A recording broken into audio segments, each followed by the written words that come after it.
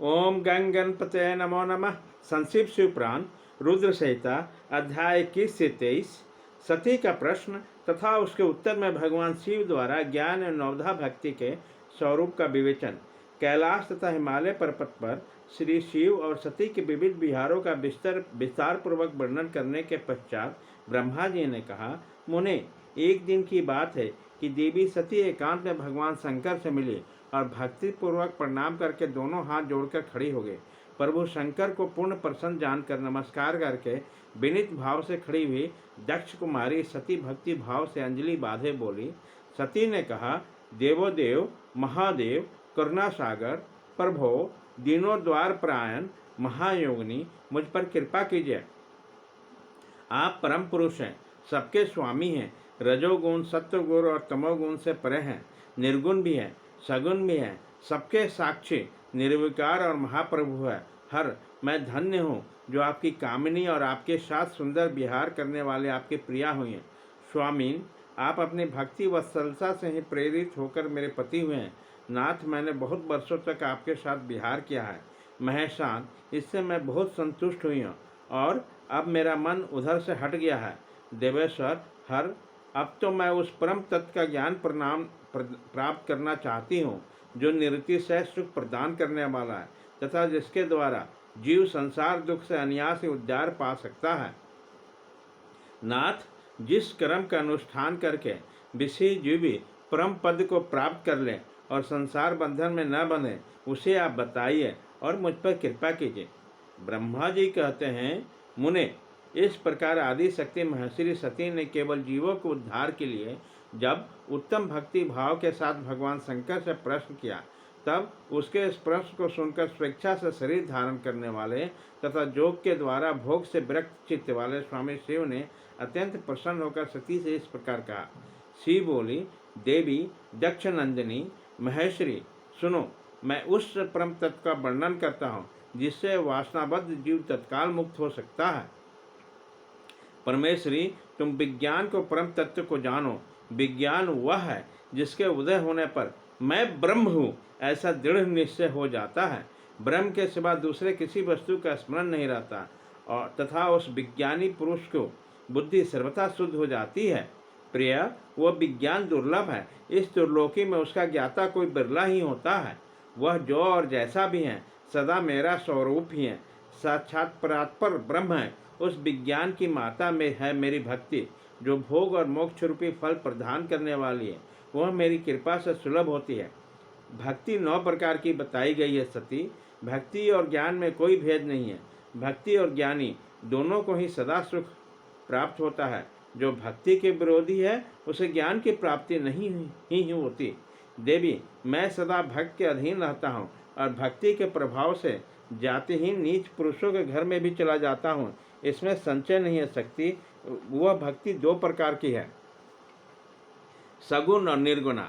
जो वैधि शास्त्रीय विधि से प्रेरित होकर स्वाभाविक हृदय के सहज अनुराग से प्रेरित भक्ति होती है, वह श्रेष्ठ है तथा इसमें भक्ति जो कामना मूलक भक्ति होती है वो निम्न कोटि की मानी गई है। पूर्वोक्त सगुणा और निर्गुणा ये दोनों प्रकार की भक्तियाँ नैष्ठिकी और अनैष्ठिकी के भेद से 2 भेद वाली हो जाती है। नैष्ठिकी भक्ति 6 प्रकार की जाननी चाहिए और अनैष्ठिकी की एक ही प्रकार की कही है। विद्वान पुरुष विहिता और अभिहिता आदि भेद से अनेक प्रकार की मानते हैं। इन द्विविध भक्तियों के बहुत से भेद प्रभेद होने कारण इसके तत्व का अन्यत्र वर्णन किया गया है। प्रिय मुनियों ने सगुणा और निर्गुणा दोनों भक्तियों के 9 अंग बताए गए हैं। दक्ष नंदिनी, मैं उन 9 अंगों का वर्णन करता हूँ, तुम प्रेम से सुनो। देवी, श्रवण, कीर्तन, स्मरण, सेवन, दास्य, अर्चन, सदा मेरे बंधन, सख्य और आत्मसमर्पण, यह विद्वान ने भक्ति के 9 अंग माने गए हैं। शिवे, भक्ति के उपांग भी बहुत से बताए गए हैं। देवी, अब तुम मन लगाकर मेरी भक्ति के पूर्वोक्त 9 अंगों को पृथक पृथक लक्षण सुनो। यह लक्षण भोग तथा मोक्ष प्रदान करने वाले हैं। जो स्थिर आसन से बैठकर तन्मन आदि से मेरी कथा कीर्तन आदि नित्य सम्मान करता हुआ प्रसन्नता पूर्वक अपने श्रवण पुटों से अमृतोपम रस का पान करता है, उसके इस साधन को श्रवण कहते हैं। जो हृदय के आस के द्वारा मेरे दिव्य जन्म कर्मों का चिंतन करता हुआ प्रेम से वाणी द्वारा उसका उच्च स्वर से उच्चारण करता है, उसके इस भजन साधन को कीर्तन कहते हैं। देवी, मुझे नित्य महेश्वर को सदा और सर्वत्र व्याकर जानकर जो संसार में निरंतर निर्भय रहता, उसी को स्मरण कहा गया। अरुणोदय से लेकर हर समय सेव्य की अनुकूलता का ध्यान रखते हुए हृदय और इंद्रियों से जो निरंतर सेवा की जाती है, वही सेवन नामक भक्ति है। अपने को प्रभु का किंकर समझकर हृदय में मृत के भोग से स्वामी का सदा प्रिय संपादन करना दास्य कहा गया है। अपने धन वैभव के अनुसार शास्त्रीय विधि से मुझ परमात्मा को सदा पाद्य आदि 16 उपचारों का जो समर्पण करता है, उसे अर्चन कहते हैं। मन से, ध्यान से और वाणी से वंदनात्मक मंत्रों के उच्चारण पूर्वक द्वारा 8 अंगों से भूतल का स्मरण करते हुए जो इष्ट देव का नमस्कार करते हैं, उसे वंदन कहते हैं। ईश्वर मंगल या अमंगल जो कुछ भी करता है, वह सब मेरे मंगल के लिए ही है, ऐसा दृढ़ विश्वास रखना सख्य भक्ति का लक्षण है। देह आदि जो कुछ भी अपनी कहे जाने वाली वस्तु है, वह सब भगवान की प्रशंसा के लिए उन्हीं को समर्पित करके अपने निर्वाह के लिए भी कुछ बचा कर न रखना, अतः निर्वाह की चिंता से भी रहित हो जाना आत्मसमर्पण कहलाता है। यह मेरी भक्ति के 9 अंग हैं, जो भोग और मोक्ष प्रदान करने वाले हैं। इनमें ज्ञान का प्रकाट्य होता है तथा यह सब साधन मुझे अत्यंत प्रिय हैं। मेरे भक्ति के बहुत से उपांग भी कहे गए हैं, जैसे बिल्व आदि का सेवन करना। इसको विचार से समझ लेना चाहिए। प्रिय, इस प्रकार मेरी सांगोपांग भक्ति सबसे उत्तम है। यह ज्ञान वैराग की जननी है और मुक्ति इसकी दासी है। यह सदा सब साधनों से ऊपर विराजमान है। इसके द्वारा संपूर्ण कर्मों के फल की प्राप्ति होती है। यह भक्ति मुझे सदा तुम्हारे समान ही प्रिय है। जिसके चित्त में नित्य निरंतर यह भक्ति निवास करती है, वह साधक मुझे अत्यंत प्यारा है। देवश्री, तीनों लोकों और चारों युगों में भक्ति के समान दूसरा कोई सुखदायक मार्ग नहीं है। कलयुग में तो ये विशेष सुखद एवं सुविधाजनक है। देवी, कलयुग में प्राह ज्ञान और वैराग के लिए कोई ग्राहक नहीं है, इसलिए वो दोनों वृद्ध उत्साहशून्य और जर्जर हो गए।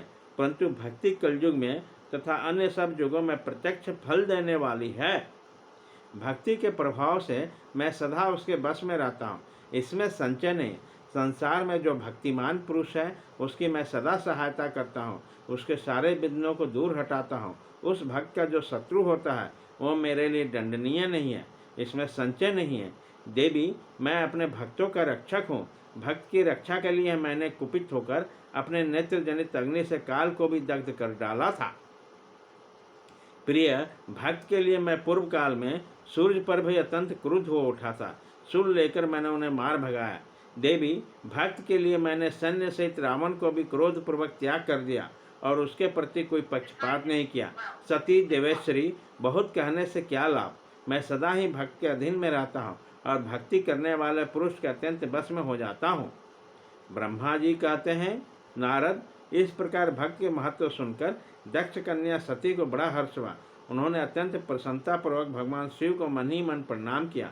मुने, सती देवी ने पुनः भक्ति कांड विषयक शास्त्र के विषय में भक्ति पूर्वक पूछा। उसने जिज्ञासा की कि जो लोग लोक में सुखदायक तथा जीवों को उद्धार के साधनों के प्रतिपादक है, वह शास्त्र कौन सा है। उन्होंने यंत्र मंत्र शास्त्र, उसके महात्मा और तथा अन्य जीवोद्धार धर्म में साधनों के विषय में विशेष रूप से जानने की इच्छा प्रकट की। सती के इस प्रश्न को सुनकर शंकर जी के मन में बड़ी प्रसन्नता हुई। उन्होंने जीवों को उद्धार के लिए सब शास्त्रों का प्रेम पूर्वक वर्णन किया। महेश्वर ने 5 अंगों सहित तंत्र शास्त्र, यंत्र शास्त्र तथा भिन्न भिन्न देवेश्वरों की महिमा का वर्णन किया। मुनीश्वर इतिहास कथा से उन देवताओं की भक्ति का महिमा का वर्णाश्रम धर्मों का तथा राजधर्मों का भी निरूपण किया। पुत्र और स्त्री के धर्म की महिमा, कभी नष्ट न होने वाले वर्णाश्रम धर्म तथा जीवों को सुख देने वाले वैदिक शास्त्र तथा ज्योतिष शास्त्र का भी वर्णन किया। महेश्वर ने कृपा करके उत्तम सामुद्रिक शास्त्र का तथा बहुत से शास्त्रों का तत्व वर्णन किया। इस प्रकार लोगों प्रकार करने के लिए सद्गुण संपन्न शरीर धारण करके त्रिलोक सुखदायक और सर्वज्ञ सताशिव हिमालय के कैलाश शिखर पर तथा अन्य स्थान पर नाना प्रकार की लीलाएं करते हैं। वो दोनों दंपत्ति साक्षात परम ब्रह्म स्वरूप हैं। अध्याय 21 से 23।